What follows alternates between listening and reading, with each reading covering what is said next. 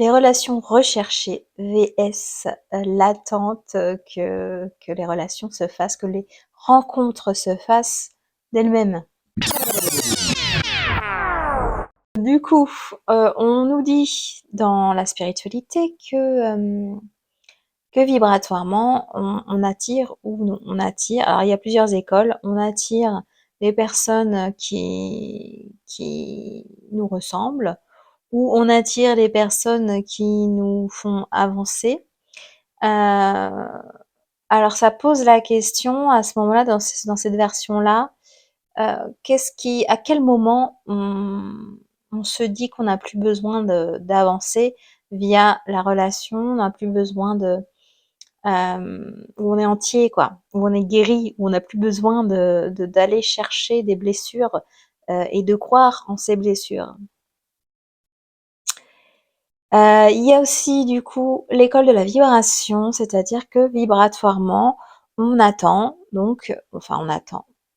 On ne recherche pas de rencontre avec la conviction que vibratoirement, la personne qui nous correspond va venir à soi, donc d'une rencontre fortuite. Dans cette hypothèse, ça demande à ne pas du tout penser à la rencontre. C'est-à-dire que si on se dit que vibratoirement on va attirer la personne et que en même temps on est dans l'optique de absolument rencontrer quelqu'un, on va rebasculer dans l'attraction en fait magnétique. Donc j'avais déjà parlé dans une vidéo sur ma chaîne YouTube. À ce moment-là, on retombe dans l'attraction magnétique. L'attraction magnétique, elle nous fait effectivement entrer en relation avec des personnes qui vont nous permettre d'évoluer sur notre chemin. On est d'accord que toute relation, dans tous les cas, nous ouvre sur la possibilité d'évoluer, que ce soit une relation sentimentale, amoureuse, ou une relation amicale, ou même professionnelle.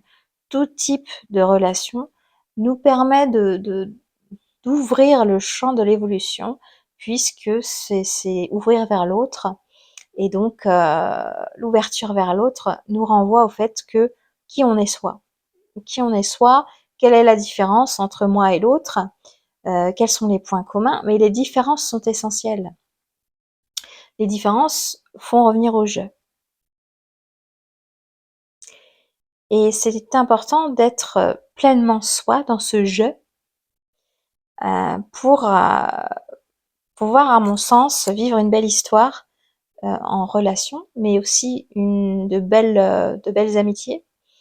Donc une histoire d'amour, une vie professionnelle épanouie. C'est important de revenir à ce je. Qui je suis? Qu'est-ce que je souhaite? Comment je me fais plaisir à moi? Comment j'agis pour moi? Comment au quotidien je profite de ma vie et je suis heureuse de vivre? Et à partir du moment où on va être dans cette démarche de complétude envers soi, de plénitude, de plus être dans la recherche de l'extérieur, dans la recherche de la projection aussi, donc de pouvoir réaliser un idéal projeté, eh bien à ce moment-là, je pense, j'ai l'intime conviction que c'est possible, vibratoirement, d'attirer une personne qui nous correspond, qui va être dans cette vibration aussi de la joie de vivre en fait. Et à partir du moment où on se rencontre sur un terrain de joie de vivre, on n'est plus dans tous les schémas de dépendance et autres qui sont en fait des jeux qui se répètent, des schémas qui se jouent et répètent et qui nous maintiennent dans une souffrance relationnelle. Et au secours, sortons de tout ça. Pour résumer, la recherche d'un partenaire ou d'une partenaire, ça nous montre qu'on se croit incomplet. À partir du moment où on ne vit que pour soi, c'est-à-dire, ça veut pas dire être égoïste, ça veut pas dire ça, ça veut dire d'être heureux dans son quotidien, heureuse, de faire des choses qui nous donnent de la joie et de vouloir cultiver cette joie de vivre au quotidien.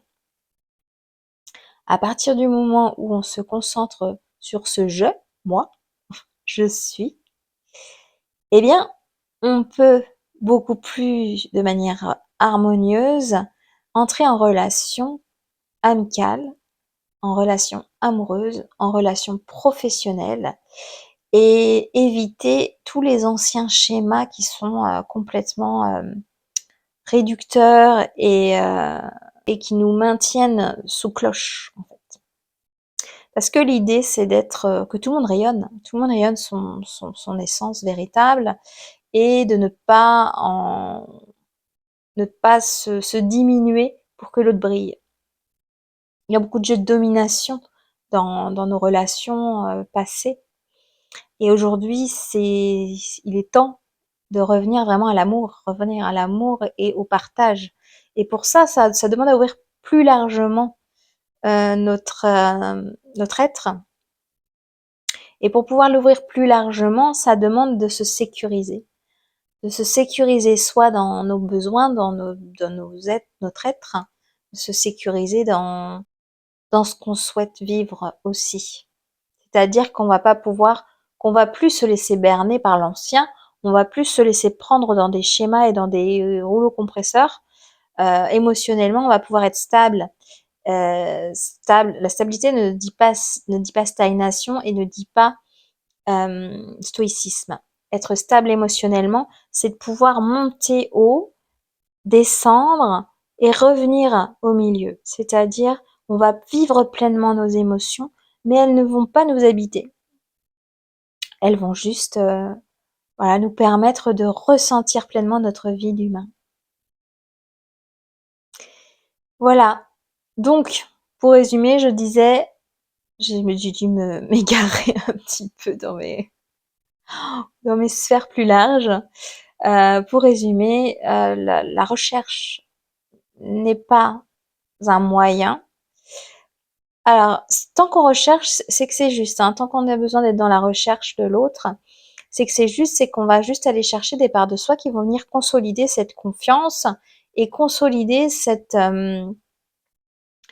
intégrité, cette complétude, jusqu'à ce qu'on se rende compte qu'on est complet soi et qu'on n'a plus à attendre un complément ou une validité extérieure.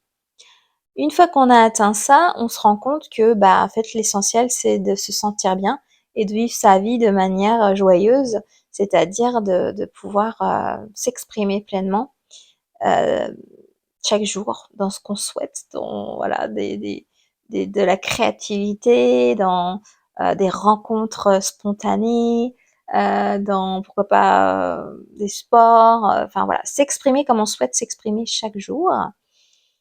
Et là, je suis certaine que la rencontre se fait de manière très naturelle, puisque, sauf si on ne le souhaite pas, mais si on souhaite à un moment donné pouvoir partager sa vie, eh bien la vie va nous satisfaire.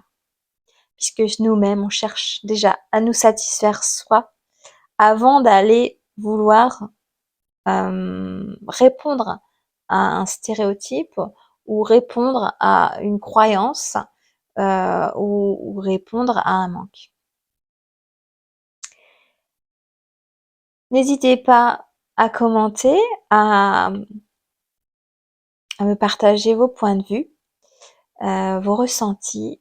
Et c'est très intéressant, c'est une discussion ouverte dans le sens où, voilà, je m'exprime, mais je n'ai pas la vérité absolue. Et bien sûr, je m'exprime par rapport à ma propre expérience que j'aime partager. Belle journée.